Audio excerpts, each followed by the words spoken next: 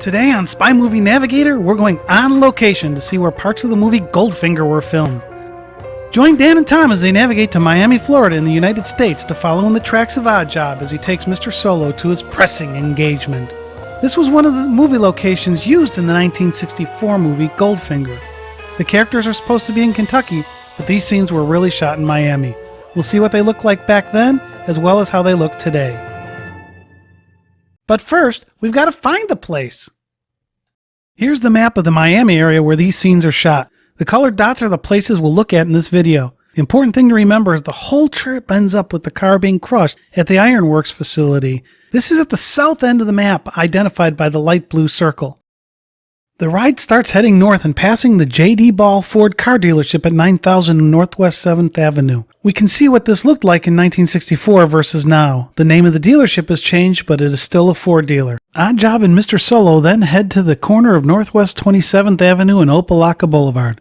While they do that, Dan will look in at Felix Leiter and Simmons at the KFC. Here's the main entry now to Kentucky Fried Chicken. The door is here on the side. In the movie, the door was around the corner. You see it says 701 over here. On the corner here, it was the curved part of the building is where the door was, where Felix Leiter came out, and they had a 701 in the movie there. So you can see the address in the movie. So we know this is exactly the spot. When Simmons, Felix's partner, gets the signal, Felix is in the restaurant eating apparently, and he's in the car here, Simmons. He backs the car out, and then after he beeps the horn, and Felix comes running out of the restaurant, again at the corner where the door used to be, and comes running here, and then he backs the car out. Felix is going to get in the car right over here. So now let's go to the corner of Northwest 27th Avenue and Opelika Boulevard. This intersection has changed a lot since the movie. An Oddjob is driving Mr. Solo, and when Felix Leiter is waiting to follow him because they got the signal, this is the road Oddjob is on, right here. It's now a one-way street going that way, but in the time of the filming, he's going this way. We think this building across the street was the Royal Castle. Doesn't look like this building anymore. They may have torn it down and built this other thing, but this is abandoned now also. He takes a very sharp left over here, just beyond the middle median there. Across the street in the movie was the Sunoco station. It's now a mobile station, and the big sign for Joe's Drive-In probably was right across the street where the ramp is for the gas station right now. The white building in the background, as you can see it, kind of anchors this a little bit because we think this is the same building that you could see in the movie.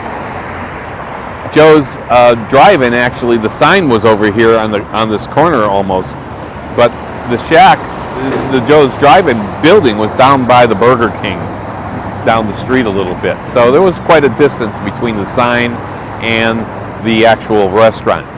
And again, the sign is gone now for Joe's, of course. Gas stations has changed, and lots of other things, like the building across the street. And then Felix is coming from this direction from my right and going this way to follow Oddjob and to follow the signal, thinking that they're following Bond. Notice that both cars are heading north, which is then the wrong direction if they're heading to the Ironworks place. Oddjob and Mr. Solo then head south again on Northwest 7th Avenue. Don't know how they got there, but at least they're heading in the right direction now. When Oddjob is driving Mr. Solo, he comes down Northwest 7th Avenue, and at Northwest 105th Street, he passes by, in the movie, the 7th Street Billiards. In real life today, 55 years later, it's an immigration lawyer's office.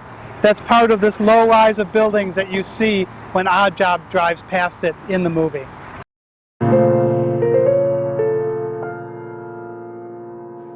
There's a brief shot over Mr. Solo's shoulder of Central Plumbing on Northwest 7th Avenue. It's still there today. However, this building is north of the billiard hall, so this one's out of sequence in the movie. Oddjob's trek ends with him pulling the car into the Atlantic Iron and Metal Company. Today, this is called Miami Iron and Metal. So there you have it. We've seen how Miami has changed since the 1964 movie Goldfinger. The route Oddjob took might have been convoluted, but that's what movie magic is all about.